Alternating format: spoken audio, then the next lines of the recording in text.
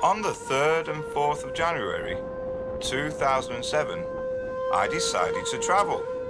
I chose Shirahama as it's one of Japan's most famous beach resorts, which proved to be a good idea, as it was very quiet during the time I spent there.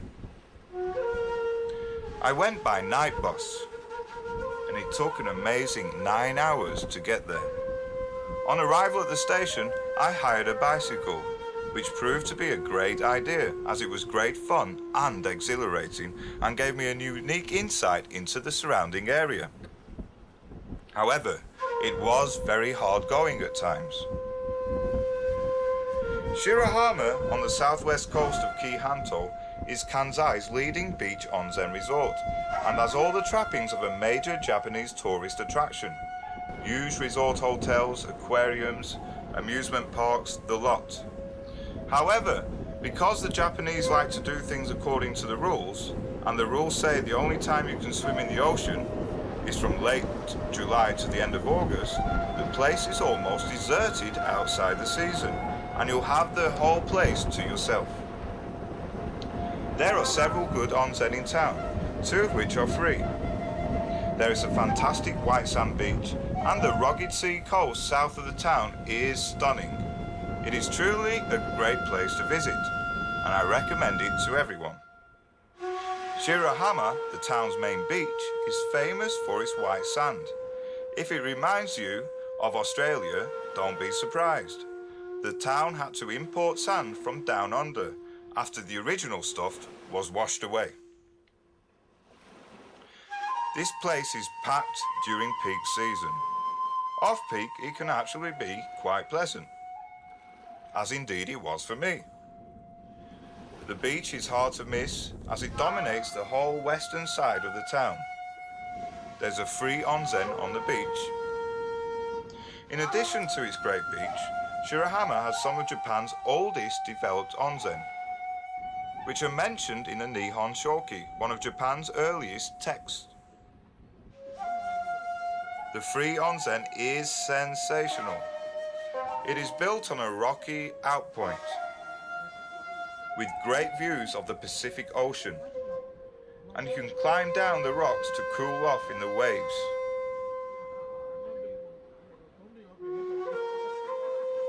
Just around the point south of Saki-no-yu Onsen are 2 of Shirahama's natural wonders, Senjōjiki and Sandan Heki. Senjōjiki, 1000 tatami mat point, is a wildly eroded point with stratified layers that actually resemble the 1000 tatami mats it is named for. More impressive is the 50-meter cliff face of Sandan Heki, 3-step cliff which drops away into the sea. There are signs in Japanese warning off suicidal jumpers, of which there are many in Japan. While you can pay and take an elevator to the cave, it's better to simply clamber along the rocks to the north of the cliff. It is stunning, particularly when the big rollers are pounding in off the Pacific Ocean. If you'd like to enjoy more rugged coastal scenery, walk south along the coast another 1 kilometer from Sandan Heki to Isogo Koen, where the crowds are likely to be thinner and the scenery just as impressive, if not more.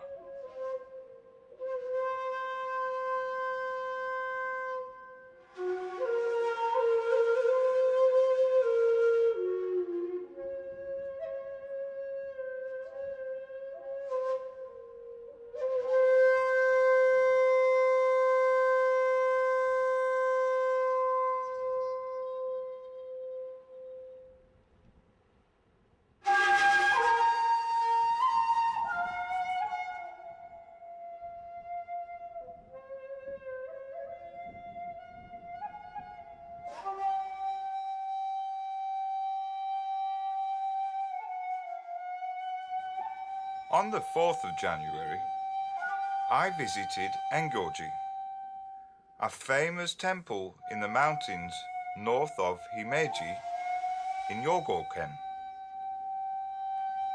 It gained recent fame for being one of the film locations in the recent Tom Cruise hit movie, The Last Samurai. It's just 1.5 hour journey from Himeji, and it is well worth a visit. The complex is huge, so be sure to allocate sufficient time to explore the complex fully. There are many hidden treasures and temples and beautiful sights. The temples are said to be unique and were built by an architect who built the more famous temples in Kyoto, but no less dramatic and beautiful. It is said to be most beautiful in the cherry blossom season, where the whole mountain lights up to the pink and white blossoms.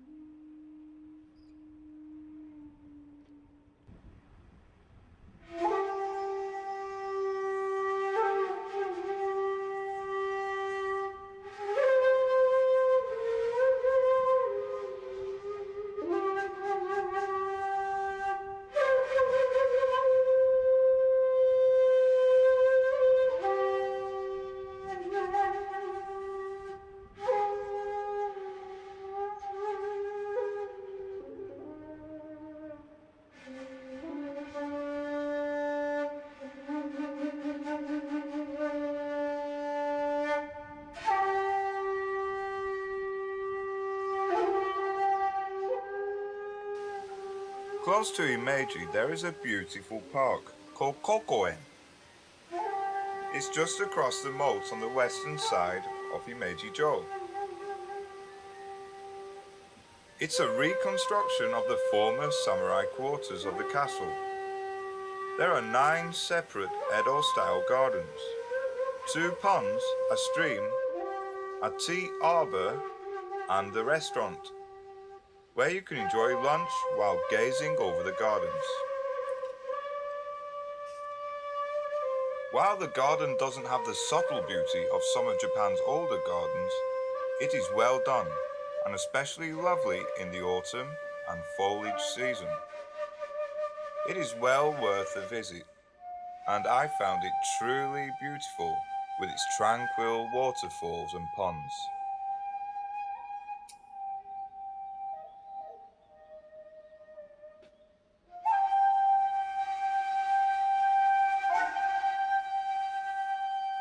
Japan is well renowned for its beautiful architecture, temples, and castles. However, most of the castles are reconstructed from concrete and lack the beauty of the last few remaining castles that are still in their original state. So if you see no other castles in Japan, you should at least make an effort to visit Himeji-jo in Hyogo Prefecture, unanimously acclaimed as the most splendid Japanese castle still standing. It is also known as Shirasagi, the White Egret, a title that derives from the castle's stately white form. The surrounding town itself is pretty drab, but there are other attractions in the surrounding area. Himeji-jo is the most magnificent of the handful of Japanese castles that survive in their original non-concrete form. Although there have been many fortifications in Himeji since 1333, today's castle was built in 1580 by Toyotomi Hideyoshi and enlarged some 30 years later by Ikeda Terumasa. Ikeda was awarded the castle by Tokugawa Ieyasu when the latter's forces defeated the Toyotomi armies. In the following centuries, the castle was home to 48 successive lords. The castle has a 5-story main donjon, heavily fortified central tower, and 3 smaller donjons, and the entire structure is surrounded by moats and defensive walls, punctuated with rectangular, circular, and triangular openings for firing guns and shooting arrows. The walls of the donjon also feature Ishio Toshi, openings that allow defenders to pour boiling water of oil onto anyone who made it past the defensive slits and was thinking of scaling the walls. All things considered, I recommend you pay the admission charge. It takes about 2 hours to fully explore the castle, and possibly another 2 hours to explore the moats, the gardens and parks that surround the castle, which are just as beautiful.